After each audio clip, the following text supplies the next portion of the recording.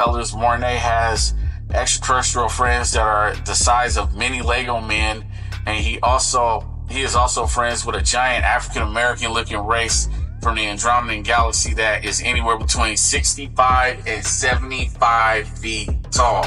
My God, talk about giant. I mean, shoot, that would be like us being the size of Bumblebee from Transformers, and they would be the size of Omega Supreme. Giant humans, huh? And they look like black people. There's another black reference. As for the Black Panther, there's a race that lives on a planet in the Vega constellation, whose planet is millions of years more advanced than anything shown in the Black Panther's nation of Wakanda. Everyone on that planet resembles 12-foot tall Ethiopians, and they are a very brilliant and powerful race of people. They are extremely benevolent, beautiful, and wise. They can use energy from a flower to power entire areas for miles, which would be their version of vibranium. 12-foot tall Ethiopians, huh? Claims just another reference to black people. Contactee Corey Good claims that the Alpha Draconians have been able to bully and screw with any and everybody in our local 52-star cluster except for one race. That race is a 9 to 12 foot tall Zulu South African looking race that is enormously telepathic, and they have the natural ability to create baby wormholes around people as one of their means of self-defense. Corey claims that they can also create powerful illusions that the reptilians absolutely hates and fears this one particular race more so than all others. That tall black Zulu South African looking race are a group that lives on a planet in the Pleiades star cluster, and he's right, the Sikar race and the Orion group cannot defeat them. They are mentally powerful on a whole different level. They kind of know better and tend to stay away from them. They are a benevolent race, but they do not get involved with other planets' politics. However, they do have a vested interest in Earth, and it may have something to do with lineage, and I'll leave it at that. You know, we hear so much about Andromeda. We hear so much about the Milky Way, but we don't hear much about the Triangulum galaxy at all. But that's where a lot of your real giant melanin dominant beings came from, the 25 feet or taller, like things they talk about in the Vedas. So that's something to really look into there. And that was a type 2 civilization here, and they were huge, and they come from somewhere where their blood has got more of this like gold ornaments. Anyway, more of this like pure gold in their body, because whatever sphere they're from have much more gold on it already. This is something we need to think about, because we don't hear about that.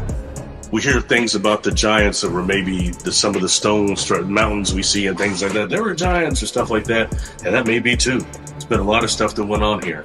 But I'm specifically talking about the very tall, big, melanin dominant beings that you see illustrated in Egypt and other places.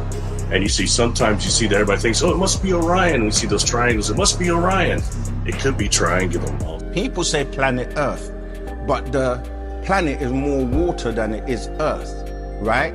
So it should really be called the planet Water, because it's an aquarium. We actually are in water now, because the air you breathe is just a less dense version of the water. And the whole mermaid, what they call mermaid, which are really sirens, are on the water. I've explained in previous videos that life evolved and started in the waters, and our ancestors were in the waters before they came out onto land. The movie Aquaman goes into, to some of this. So yes, you're right that there are lots of underground or underwater cities, lots of different, some fishermen and stuff, they actually do find, come across mermaids and have documented in their videos on YouTube, etc., where some of these mermaids have come onto land and, couldn't get back onto the water. And in Africa, you're right, a lot of these stories, there are people who are descendants from these beings, these underwater beings. Something about you keeps pulling you to them. Because you remember the first encounter was when the masters came down. The second encounter is when Jesus came down. And he knew the third encounter would be when the mothership comes. He knows what he's talking about.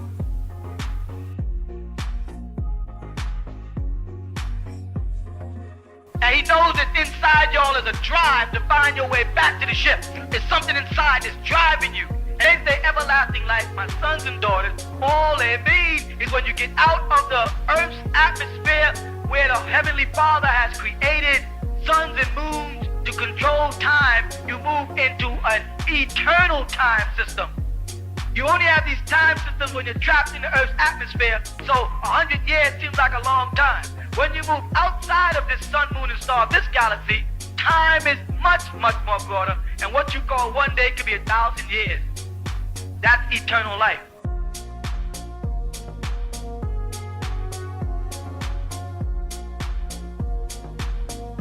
Constellation of Vega, and I think Vega may be a place that you have a whole lot of life. It's a very big system, all right, but you've got a lot of ethnic melanin dominant species there, and my understanding is that from other galaxies that isn't local Milky Way, that you have dominant races that come, melanin dominant races that come here, and a lot of them will stop in Vega, or Vega is like kind of a jumping point. So that's something to think of, kind of the way Lyra is described for other beings, all right? So that's one.